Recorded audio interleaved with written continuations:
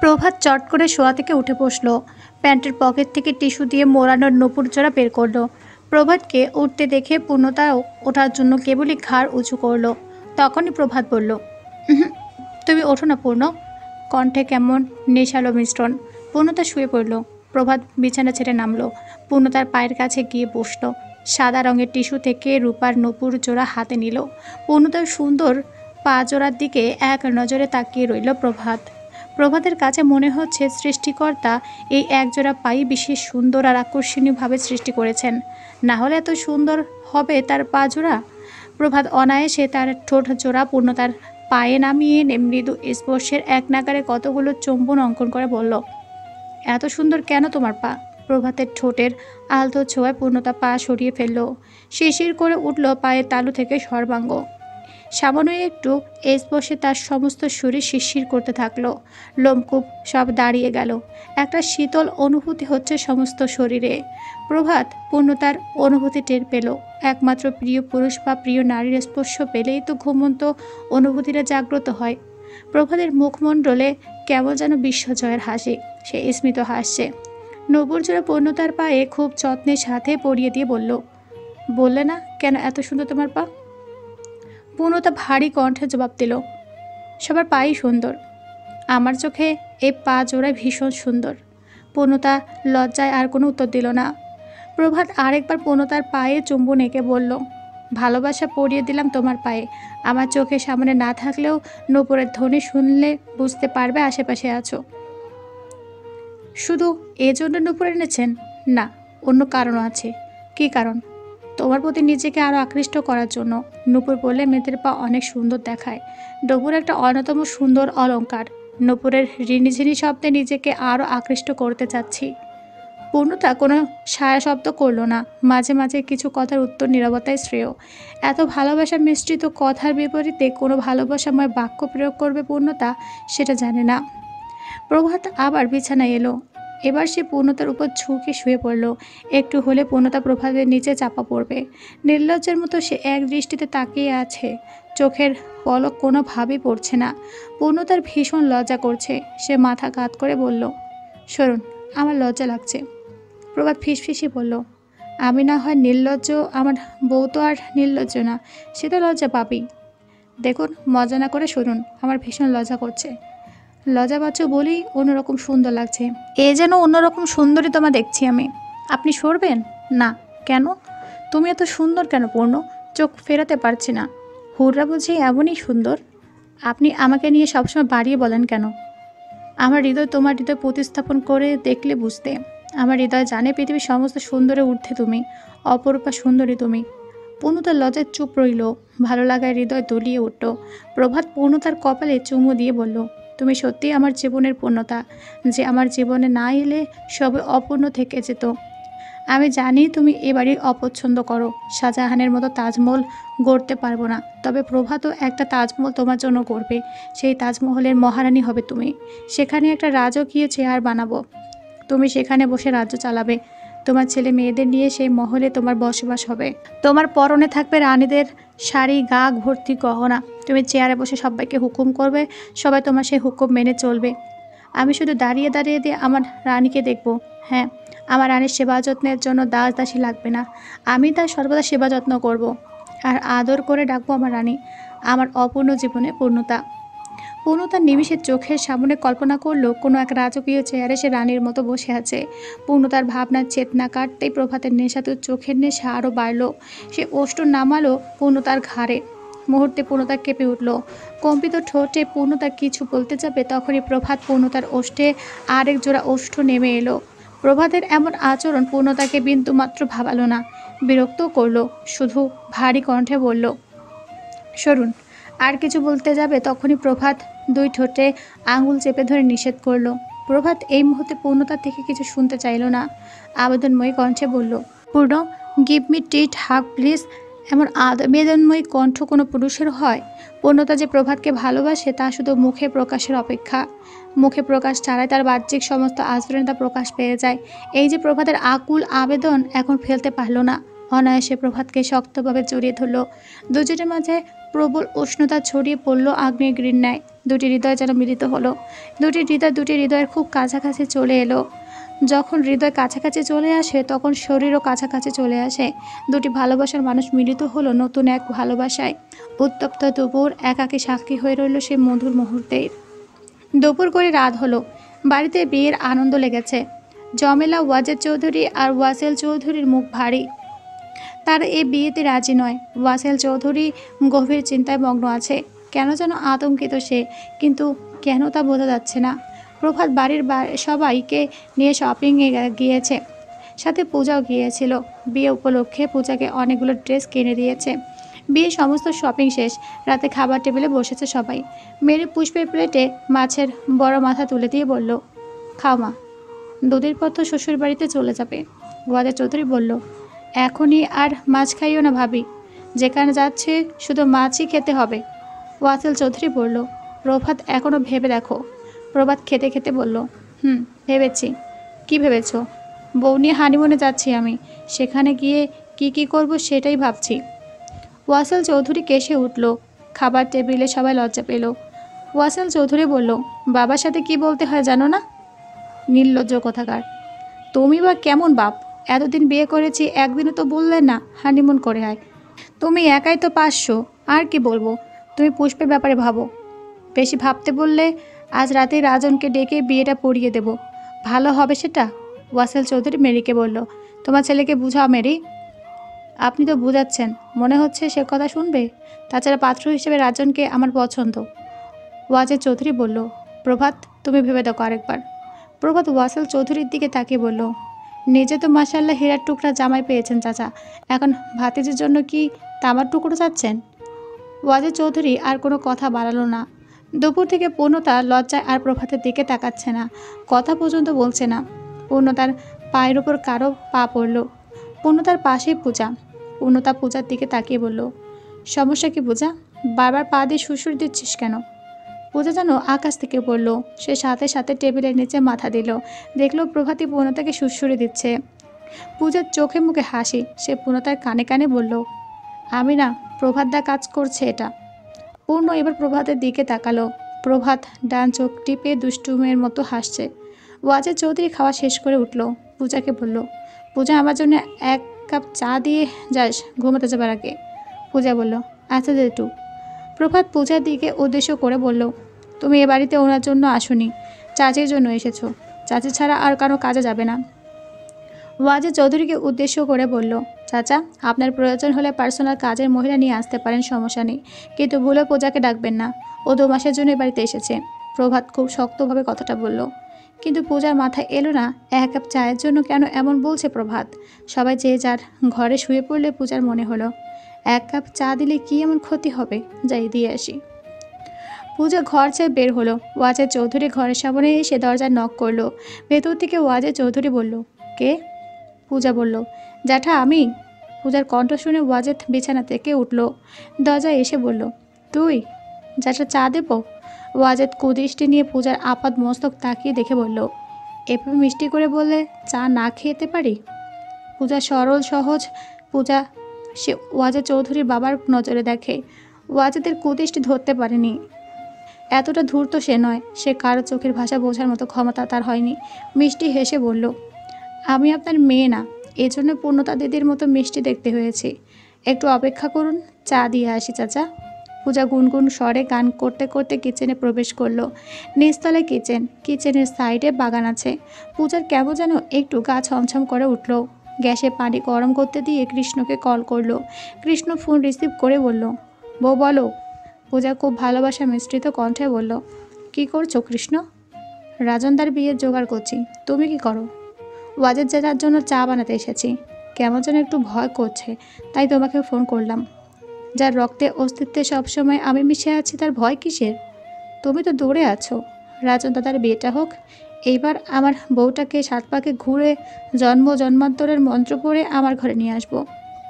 শোনো, আমি কিন্তু তোমার নামে সিঁদুর পরি লুকিয়ে। আমার খুব শখ, মাঝে সিঁথি কেটে লম্বা সিঁথি জুড়ে লাল টকটকে সিঁদুর পরবো, কপালে বড় টিপ পরবো, হাতে শাখা পরবো, কোমরে বিচ্ছা পরবো, পায়ে আলতো নূপুর পরবো, আর সব সময় রঙিন শাড়ি পরবো। বলো তো আমাকে কেমন লাগবে কৃষ্ণ? আর শোনো, আমি কিন্তু কোনোদিন তোমার কাছে পুরনো হব না। বুড়ো হয়ে যাব, তবুও এভাবেই সেজে গুজে লাল শাড়ি পরে ঘুরবো। সাদা শাড়ি, বাদামি শাড়ি ওসব আমি জীবনে পরবো না।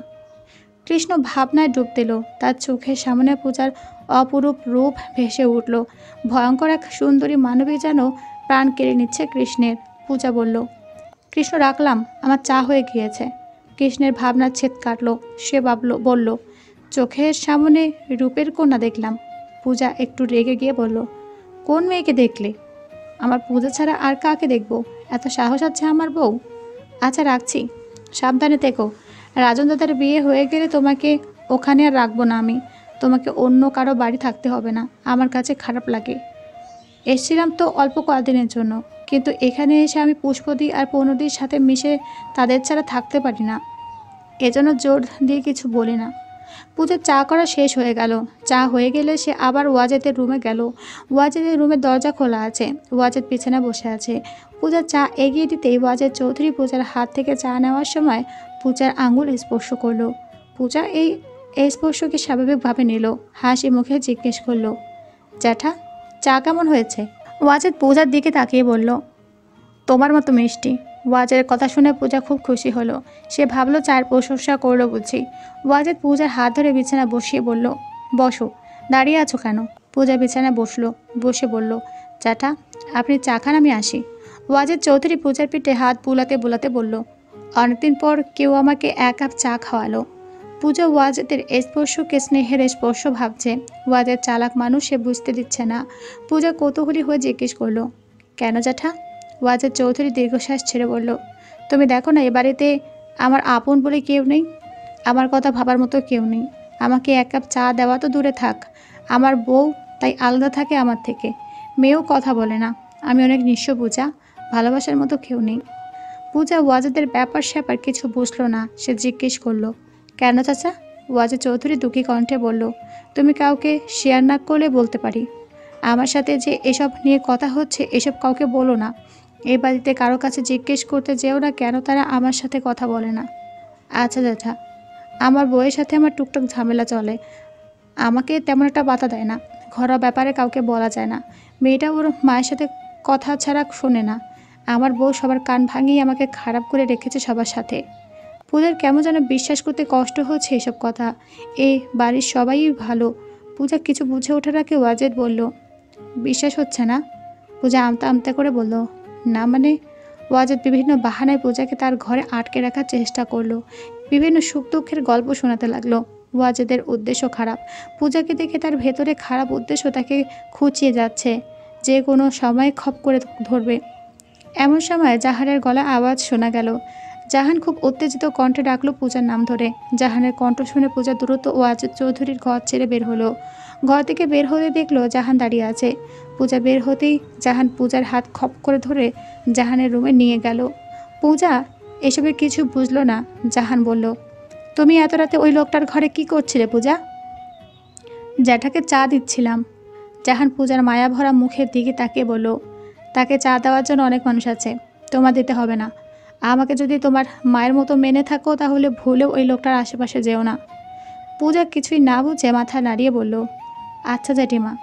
জাহান পূজার মাথায় হাত বুলিয়ে বলল, সারাদিন ছুটে বেড়াও, এখন একটু ঘুমাও মা। পূজা জাহানের পাশে ঘুমিয়ে পড়ল।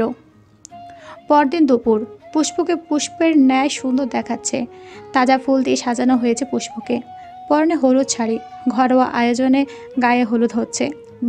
মেয়ের বিদায় হবে সে দুঃখে কান্নায় বিপরীতে কেমন যেন আনন্দ পাচ্ছে। সেই আনন্দ পুরোটাই যেন রহস্য ঘেরা। লাল টকটকে বেনারসি আর গা ভর্তি গহনা পরে কবুল বলার জন্য অতীত আগ্রহে বসে আছে পুষ্প। জীবনে এতগুলো বসন্ত পার হয়ে গিয়েছে, সে মন খুলে হাসেনি কখনো। এই প্রথমবার পুষ্প যেন মন খুলে হাসতে পারছে। তার হাসির একমাত্র কারণ রাজন। পুষ্পকে এত হাসি খুশি থেকে পূজা জিজ্ঞেস করলো, পুষ্পদি, বিয়ের দিন মানুষ কাঁদে, তুমি হাসছো কেন? পুষ্প লাজুক স্বরে বলল, কখন হাসতে দেখলি আমাকে? এই যে তুমি মনে মনে হাসছো, সে কি আমি টের পাচ্ছি না?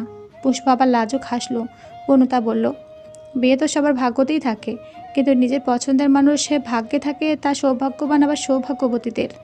পূজা আবারও খিলখিল করে হেসে জবাব দিল, নিজেকে এই জন্য সবসময় সৌভাগ্যবতী লাগে আমার। আমিও তাকে পেয়েছি প্রায়।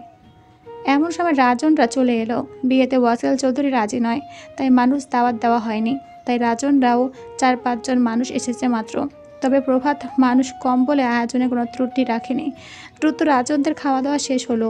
প্রভাত আগেই কাজীকে বলে রেখেছিল। বিয়েও দ্রুত পড়ানো হয়ে গেল। রাজনের কাছে সব কেমন স্বপ্নের মতো মনে হচ্ছে। সত্যি আজ থেকে তার পছন্দের মানুষ চিরদিনের জন্য তার হয়ে গিয়েছে। বিয়েতে কৃষ্ণ এসেছে। কৃষ্ণ কালো মানুষ, তবু পূজা ঘন ঘন বলছে, আজ তোমাকে একটু বেশি সুন্দর দেখাচ্ছে। কৃষ্ণ জানে তাকে অত সুন্দর দেখাচ্ছে না, কারণ সস কুচকুচে কালো দেখতে। কৃষ্ণের গায়ের রং অনেক কালো। সাদা পাঞ্জাবিতে গায়ের কালো রংটা যেন আরও কালো লাগছে। কৃষ্ণ একটু খুশি হয়ে বলল, সত্যি ভালো লাগছে? আর একদম নায়কের মতো লাগছে। সুপার হিরো তুমি। আমি জানি আমাকে খুশি করতে এসে বলছো। আসলে কালো মানুষকে কোনো পোশাকে ভালো দেখায় না। এই যে আমার ইচ্ছে করে আমাকে যেন তোমার চোখে এই পৃথিবীর সবচেয়ে সুদর্শন পুরুষ লাগে। কৃষ্ণ একদম মন খারাপ করে কথাটা বলল। পূজা মোলায়েম কণ্ঠে বলল, তাকাও আমার দিকে। কৃষ্ণ মলিন মুখে তাকালো পূজার দিকে। পূজা অমায়িক এক হাসি দিয়ে বলল, যদি তোমাকে দেখাতে পারতাম কৃষ্ণ, আমার অনুভূতি কত গভীর তোমার জন্য তুমি বুঝতে। আমার চোখে যদি দেখতে পেতে তোমাকে, তাহলে আর কোনো দিন গায়ের রং নিয়ে আফসোস হতো না তোমার। আমার চোখে তুমি শ্রেষ্ঠ পুরুষ। কৃষ্ণ আনন্দে আত্মহারা। পূজার মতো এত সুন্দর মেয়েটা কোনোদিন তাকে ভালোবাসার কার্পণ্যতা করেনি। কৃষ্ণ ঠোঁট চেপে হাসতে হাসতে বলল, একটা স্বর্ণের চেন বানাতে দিয়েছি তোমার জন্য। দাদার বিয়েটা হলে দাদার থেকে আর 50,000 টাকা ধার নিব আমাদের বিয়েতে খরচের জন্য। স্বর্ণ বানাতে দিয়েছো? এত টাকা কোথায় পেলে তুমি? 1 বছর আগে বানাতে দিয়েছি। প্রতি মাসে 5,000 টাকা করে দিয়ে শোধ করেছি। এই মাসে আনবো, আর দাদার থেকে ধার নেওয়া টাকা কাজ করে শোধ করে দেব। কৃষ্ণ যে পূজার কথা ভেবে এত কিছু করেছে পূজার তা জানা ছিল না। পূজা জানে কৃষ্ণ তাকে ভালোবাসে, তাই বলে এত গভীরভাবে? ওদের মতো হত দরিদ্রের ফ্যামিলিতে স্বর্ণ একটা বিলাসিতা ছাড়া কিচ্ছু না। একবেলা মাছ না ধরলে পেটে খাবার যায় না ওদের। ছেঁড়া জামা কাপড় সেলাই জোড়াতালি দিয়ে বছর কাটিয়ে দিতে হয়। একবেলা খাবার খেয়ে বেঁচে থাকার জন্য অনেক সংগ্রাম করতে হয় ওদের। এত সবের ভিড়ে ওদের দুজনে ভালোবাসা নিখুঁত। ছোটবেলা থেকে এক পাড়াতে বেড়ে ওঠা। দুজনই জানে তাদের জীবনে অনেক সংগ্রাম করে বেঁচে থাকতে হবে। পূজা জেনে বুঝে কৃষ্ণবর্ণের একজন হতদরিদ্রকে ভালোবেসে পাগল পাড়া। ওদের ভালোবাসার নামি দামি উপহার নেই। গাছের একটা জবা ফুল বিনিময়ের মাধ্যমে ওদের ভালোবাসা শুরু হয়। ওই একটা জবাই যেন পৃথিবীর শ্রেষ্ঠ উপহার। নিজেকে সবসময় পরিপাটিভাবে উপস্থাপন করা লাগে না। কৃষ্ণ পূজার ঝরঝরে সিল্কি চুলের প্রেমে পড়েনি। তেজে চিপচিপে বেনি করা চুল দেখতে দেখতে বড় হয়েছে। ভারী মেকআপে সাজসজ্জা করা মুখও কখনো দেখেনি। ছোটবেলায় কয়লা দিয়ে দাঁত মাজত। কলে এসে মুখ ধুয়ে গিয়ে পড়তে বসত। কৃষ্ণ এসে কল চেপে দিত। আহা, কি সুন্দর মিষ্টি মধু তাদের পথ চলা। মাঝে মাঝে কৃষ্ণকে দেখার জন্য চুলে বেনি করতে করতে, কখনো আবার চুলে চিরুনি করতে করতে বাড়ির সামনে এসেছে পূজা। এই নিখুঁত প্রেম ভালোবাসা কি কোনো শব্দে বর্ণনার মতো? কৃষ্ণের কথার জবাবে পূজা বলল, আমার একটা শখ, আমার সুখ, আমার গহনা সবটাই তুমি। তুমি শুধু আমার হয়ে থেকে কৃষ্ণ, আমার কিচ্ছু লাগবে না। কৃষ্ণের ঠোঁটে তৃপ্তির হাসি ছড়াছড়ি। ছোট্ট সাদা রঙের প্রাইভেট কারটি এগিয়ে এলো। পুষ্পের বিদায়ের সময় ঘনিয়ে এসেছে। বিদায়ের সময় তার বাবা এগিয়ে আসেনি। ডাকাডাকি করেও তার বাবাকে আনা যায়নি। মেরি একাই তার মেয়েকে শেষ বিদায় জানালো।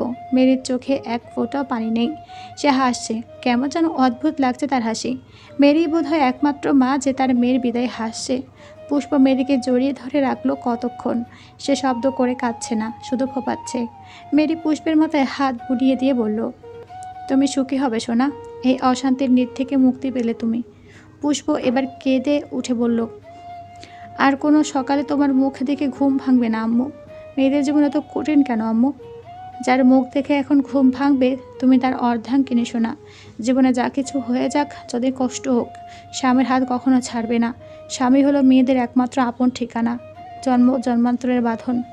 রাজনের হাতে পুষ্পকে তুলে দিল মেরি আর প্রান্তিক। রাজনের হাতে পুষ্পকে তুলে দিয়ে বলল, একজন মা অনেক নরম হয় রাজন। আমি জানি আমার মেয়েকে তুমি ভালো রাখবা। একজন মা তখনই ভয়ঙ্কর হয়ে ওঠে যখন তার সন্তান খারাপ থাকে। আমার মেয়েকে সুখ দিও রাজন। রাজন মেরিকে সালাম করে বেরিয়ে পড়ল। তখন সন্ধ্যা। মেরির মন খারাপ, তবুও সে স্বাভাবিক আছে। মা হিসেবে অনেক ভেঙে পড়ার কথা ছিল, কিন্তু পড়েনি ভেঙে। জাহান মেরির ঘরে মেরির পাশে বসে আছে, মেরিকে বোঝাচ্ছে। মেরি হেসে জবাব দিচ্ছে। এমন সময় জাহান বলল, আপনি এত শান্ত কীভাবে আছেন আপা? একটুও কষ্ট হচ্ছে না? মেরি দীর্ঘ নিঃশ্বাস ছেড়ে বলল, কিছু মানুষ কষ্টকে সঙ্গী হিসেবে গ্রহণ করেই নেয়। তা না পারলে বেঁচে থাকা সহজ হতো না রে। তা না পারলে বেঁচে থাকা সহজ হতো না। আপা, এত কঠিন কথা বলেন, অনেক কিছু বুঝি না আমি। তুই অনেক সহজ সরল জাহান, তোর জন্য কষ্ট হয় আমার।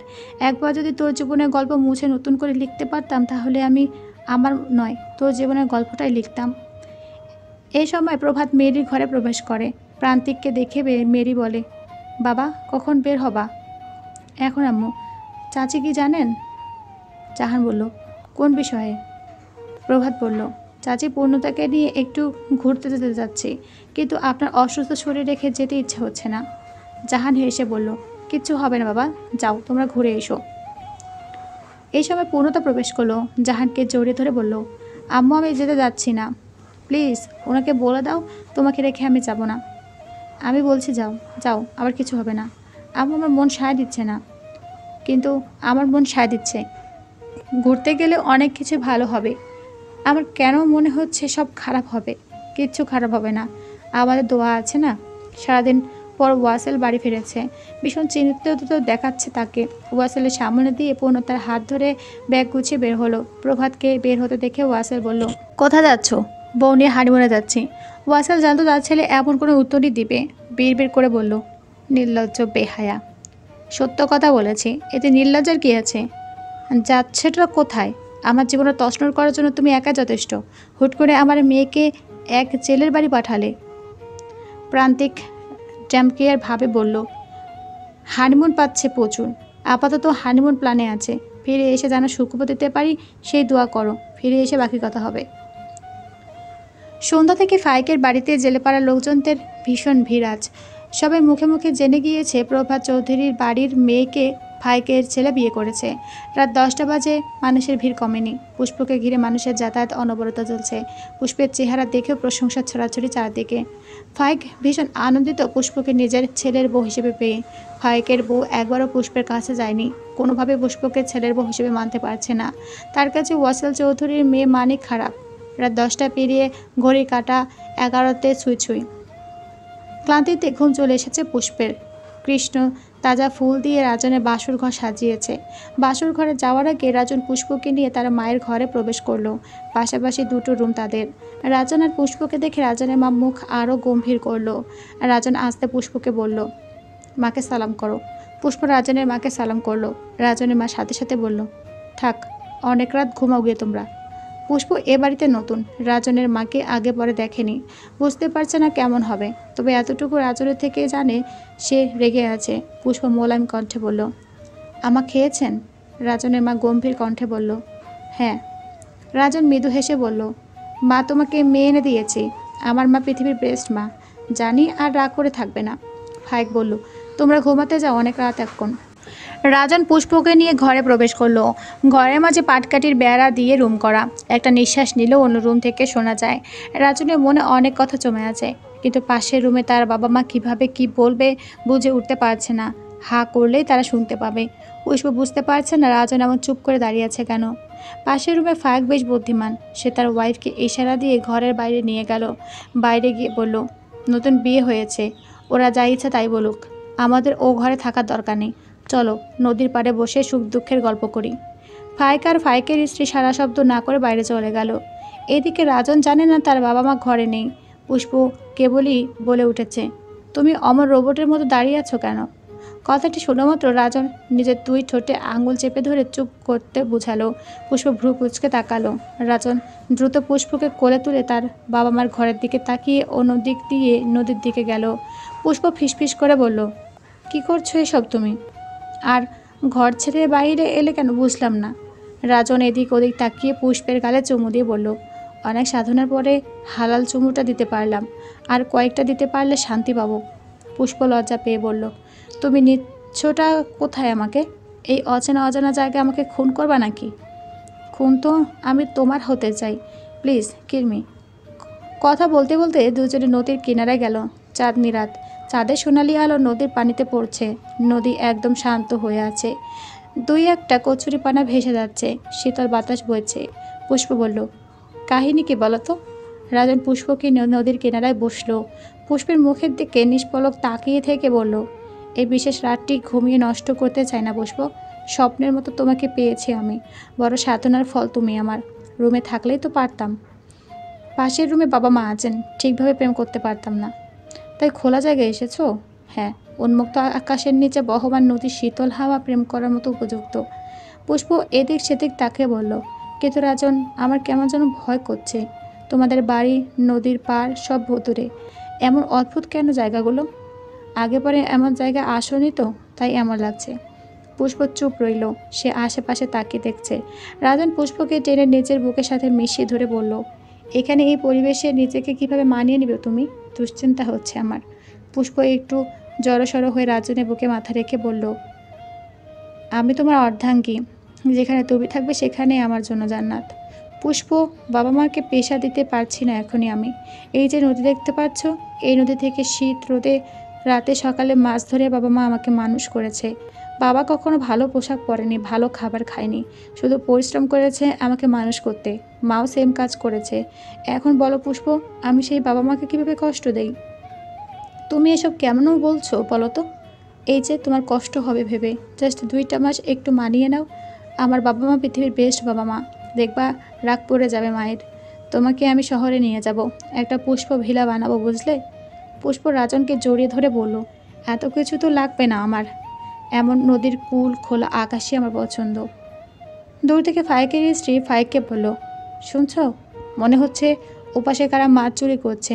ফাইক ওয়ালা উচি তাকিয়ে বলল, কই? ওই তো সামনেই, চলো তো দেখি। ফাইক আর ফাইকের স্ত্রী দুজন এগিয়ে গেল।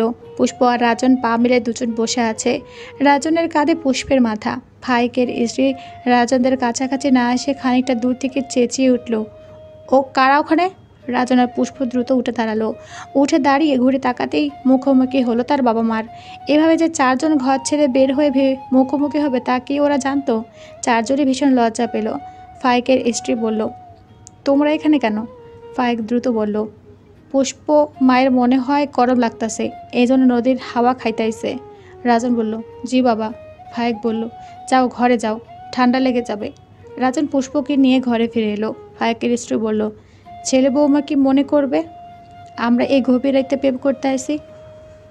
তা ভাবুক, প্রেম তো দোষ না, তাই না রাজনের মা? পরের দিন ভোরে পুষ্পের ঘুম ভাঙলো। রাজন ঘুমিয়ে আছে। পুষ্প একটা গোলাপি রঙের 3 পিস পরে বের হলো। ফাইকের স্ত্রী বারান্দায় খাটে বসে আছে। পুষ্প বলল, আমার নাস্তা বানাবো খেয়ে দিয়ে? ফাইকের স্ত্রী গরম চোখে তাকিয়ে বলল, এটা বড় লোকের বাড়ি না, এইখানে কেউ নাস্তা খায় না। সকালে ফেনা ভাত আর ভর্তা খায়। পুষ্প মেহি কণ্ঠে বলল, তাহলে কি ভাত রান্না করব? একটা ঝাড়ু পুষ্পের দিকে এগিয়ে দিয়ে বলল, আগে উঠান ঝাড়ু দাও। পুষ্প ঝাড়ু হাতে নিল। সে আগে পরে কখনো উঠান ঝাড়ু দেয়নি, দেওয়ার অভ্যাসও নেই। তাছাড়া কোমরে একটু ব্যথা আছে, সে অনেকক্ষণ যাবৎ ঝুঁকে ঝাড়ু দিতে পারবে না। তাও পুষ্প ঝাড়ু নিল, নিজের মতো করে ঝাড়ু করছে।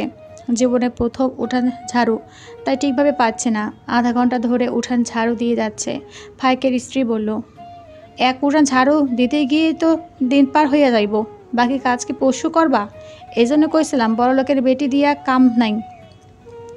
পুষ্প ঘেমে একেবারে একাকার হয়ে গিয়েছে, হাঁপাচ্ছে। শাশুড়ির কাছে এসে বলল, আম্মা এইবার কি করব? চুলার ছাই খুলে থালা বাটি ছাই দিয়ে মাজতে হবে। পুষ্প বলল, এটা তো আমি পারি না আম্মা, না শিখলে শিখতে হবে, তাও করতে হবে। পুষ্পের কেমন যেন কান্না পাচ্ছে। সম্পূর্ণ নতুন পরিবেশ, একটু নিজেকে খাপ খাওয়াতে পারছে না।